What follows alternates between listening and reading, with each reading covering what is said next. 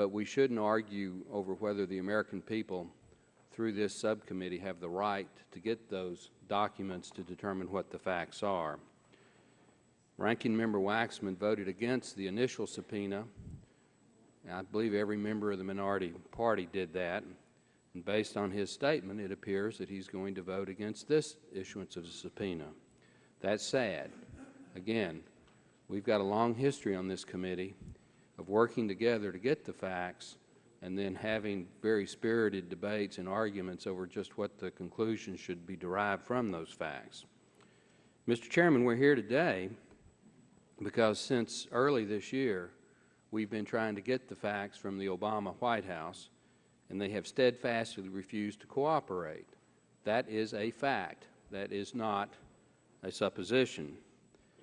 We want to know what changed.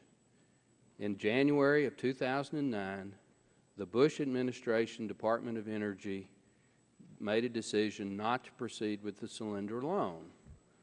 Yet less than 2 months later, the Obama administration Department of Energy made a 180-degree turn and not only decided to fund this particular loan guarantee, they decided to expedite it and even inquired as to whether the President or the Vice President might participate in some sort of a tour and photo op at the announcement.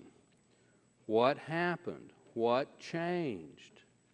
What made this almost head-spinning turnaround occur? Mr. Chairman, that's why we're here today, to try to get those facts. Again, it took Chairman Upton making, I believe, a personal phone call to the Chief of Staff of the White House to even get the meeting yesterday that Mr. Upton, Mr. Stearns, Mr. Waxman, and Ms. DeGette participated in with the Counsel of the White House. In that meeting and in all prior meetings, White House has not claimed executive privilege. They've not claimed that this committee and subcommittee are not entitled to the documents. They've just had various reasons not to produce them. In that same time period, the OMB has produced documents, Department of Treasury has produced documents, the Department of Energy has produced documents, the private sector has produced documents, but until apparently, what was it, 6 or 7 o'clock last night, the White House had done nothing but issue press releases and last week announced the appointment of some sort of an independent counsel. Again, this subcommittee has been investigating this on a bipartisan basis for almost a year. We know over $500 million of taxpayer money has gone down the tubes. We know that there have been repeated contacts within the White House from outside forces that were very active in the President's political campaign. We know that pressure was exerted, or at least attempted to be exerted, within the Department of Energy from various officials in the White House, but we don't have an email, we don't have the documents. That's what we're here for today. Again, Mr. Chairman, we can argue over what the documents mean, and we will, but we shouldn't argue over where the American people have a right to what the facts are.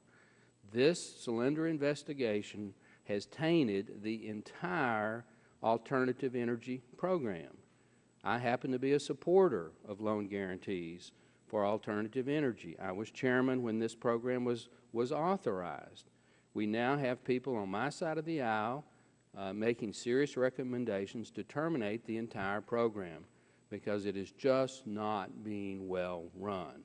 We need to get the facts. In order to get the facts, we need to get the documents. A lot of the documents are within the White House, Mr. Chairman. The only way apparently to get those documents is to subpoena them.